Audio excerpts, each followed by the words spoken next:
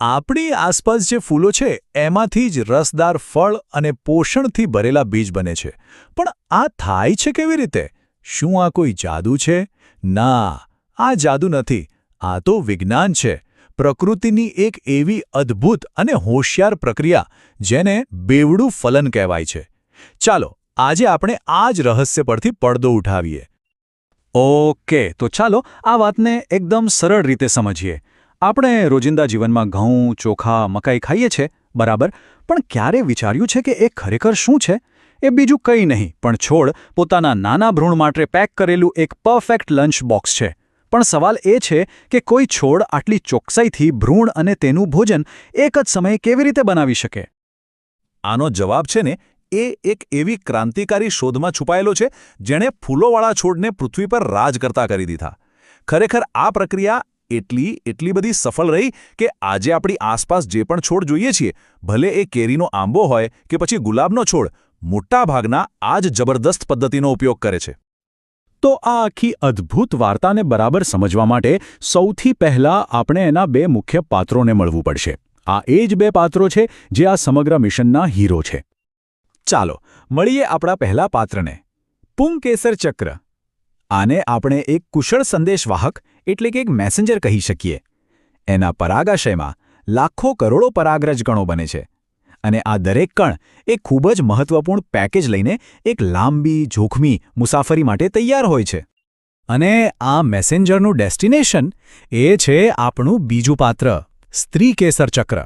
એના અંડાશયની અંદર એક સુરક્ષિત કિલ્લાની જેમ એક અમૂલ્ય અંડક રહેલું છે અને એ બસ સાચા સંદેશાની રાહ જોઈ રહ્યું છે જેથી એક નવી પેઢીનો જન્મ થઈ શકે. તો હવે જુઓ, આ મિશનનો મુખ્ય પડકાર એકદમ સ્પષ્ટ છે. એક તરફ છે આપણો ગતિશીલ મેસેન્જર પરાગરજ, જેણે હવા, પાણી અને એક જોખમોનો સામનો કરીને પોતાની મંઝિલ સુધી પહોંચવાનું છે, અને બીજી તરફ છે સ્થિર અંડક, જેણે લાખો પરાગરજમાંથી સાચા મેસેન્જરને ઓળખીને જ અંદર આવવાની પરવાનગી આપવાની છે. ખરેખર કેટલું અઘરું કામ છે. અને હવે શરૂ થાય છે મિશનનો પહેલો અને કદાચ સૌથી નાટકીય તબક્કો, પરાગરજની મહાન યાત્રા. આ કોઈ સાદી મુસાફરી નથી હો. આ તો એક એવી રેસ છે, એક એવી દોડ છે જેમાં લાખો સ્પર્ધકો છે. પણ વિજેતા તો કોઈ એક જ બનશે. આ યાત્રાની શરૂઆત થાય છે પરાગનયનથી, મતલબ કે પરાગરજ કોઈક રીતે સાચા ફૂલ પર લેન્ડ થાય છે. પણ ખરી રેસ તો હવે શરૂ થાય છે. પરાગરજ ત્યાંથી એક લાંબી ટ્યુબ, જેને પરાગનલિકા કહેવાય છે, એ બનાવવાનું શરૂ કરે છે. અને આ ટ્યુબ પરાગવાહિનીની અંદર જાણે કોઈ ટનલ ખોદી રહી હોય એમ આગળ વધતી જાય છે. એનું એક જ લક્ષ્ય છે, સીધા અંડકના દરવાજા સુધી પહોંચવું. અને બસ, પરાગનલિકા પોતાની મંઝિલે પહોંચી ગઈ છે. આપણે હવે આ વાર્તાના ક્લાઇમેક્સ પર છીએ. હવે જે થવા જઈ રહ્યું છે ને એ વનસ્પતિ જગતની સૌથી અદ્ભુત અને સૌથી બુદ્ધિશાળી ઘટનાઓમાંની એક છે. ધ્યાનથી સાંભળજો.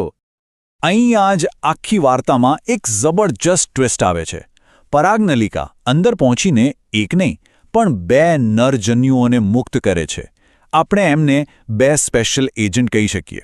અને મજાની વાત એ છે કે આ બંને એજન્ટનું કામ અલગ અલગ છે, એકદમ ચોક્કસ. આને બેવડું ફલન કેમ કહેવાય છે? કારણ કે અહીં એક સાથે બે જોડાણ, બે ફ્યુઝન થાય છે. જુઓ, પહેલો સ્પેશિયલ એજન્ટ એટલે કે પહેલો નરજન્યુ સીધો અંડકોષ સાથે જોડાય છે અને ભ્રૂણ બનાવે છે.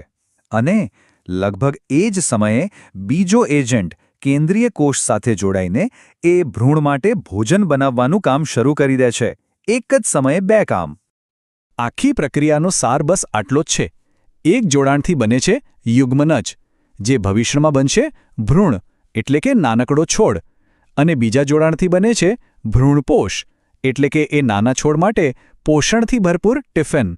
કેટલું અદ્ભુત છે! એક જ સમયે બાળકનો જન્મ અને એના માટેના ભોજન બંનેની વ્યવસ્થા. તો આટલી બધી જટિલ પ્રક્રિયા પછી છેવટે મળે છે શું? પરિણામ છે પ્રકૃતિની સૌથી પરફેક્ટ પેકેજિંગ સિસ્ટમ.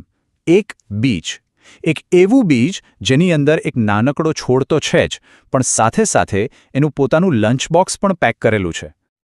આ વાત એકદમ મુદ્દાની છે. છોડ કેટલો હોશિયાર છે જુઓ. એ પહેલાં પાક્કું કરે છે કે ભ્રૂણ એટલે કે બાળક સફળતાપૂર્વક બની ગયું છે, અને પછી જ એના માટે ભોજન એટલે કે ભ્રૂણપોષ બનાવવામાં પોતાની ઊર્જા વાપરે છે. આનો અર્થ એ થયો કે ઊર્જાનો બગાડ 0, સહેજ પણ નહીં. અને આ ભ્રૂણપોષની એક ખાસ વાત છે, એની ત્રિકીય એટલે કે 3N રચના. હવે આ થોડું ટેકનિકલ છે, પણ એનો સીધો મતલબ એ છે કે આ આનુવંશિક ગોઠવણને કારણે તે પોષક તત્વોનો એકદમ સમૃદ્ધ અને સુપર એફિશિયન્ટ સ્ત્રોત બને છે. કહી શકાય કે એ ભ્રૂણ માટે એક સુપરફૂડ છે, જે તેને જમીનમાંથી બહાર આવવા માટે જરૂરી બધી જ તાકાત આપે છે. પણ સવાલ એ છે કે આટલી બધી મહેનત શા માટે? આ એક પ્રક્રિયાએ ફૂલોવાળા છોડને એવું તો શું આપી દીધું કે તેઓ આખી દુનિયા પર રાજ કરવા લાગ્યા? ચાલો આની પાછળનું મોટું કારણ સમજીએ. જવાબ છે કાર્યક્ષમતા, એફિશિયન્સી. જો જે જૂના છોડ છે, જેમાં આ પ્રક્રિયા નથી થતી, એ લોકો ફલન થાય પહેલાં જ ખોરાક બનાવવાનું શરૂ કરી દે છે. હવે જો કોઈ કારણસર ફલન ન થયું તો? બધી મહેનત, બધી ઊર્જા પાણીમાં. પણ બેવડું ફલન ખાતરી કરે છે કે લંચ બોક્સ ત્યારે જ તૈયાર થશે જ્યારે એની ખરેખર જરૂર પડશે. અને આ જ કારણથી દરેક બીજને જીવતા રહેવાની અને ઉગવાની સૌથી સારી તક મળે છે. આ સવાલનો જવાબ જ આખી પ્રક્રિયાની સુંદરતા બતાવે છે. વિચારો, જો બીજું ફલન એટલે કે લંચ બોક્સ બનાવવાની પ્રક્રિયા ન થાય તો શું? ભ્રૂણ તો બની જશે, પણ એને પોષણ કોણ આપશે? ભોજન વગર એ ભ્રૂણ ભૂખે મરી જશે અને બીજ ક્યારેય ઉગી જ નહીં શકે. આ એક જ વાત સાબિત કરે છે કે છોડ માટે ભ્રૂણનું બનવું અને એના ભોજનનું બનવું બંને એકસરખા અને એકદમ જરૂરી છે.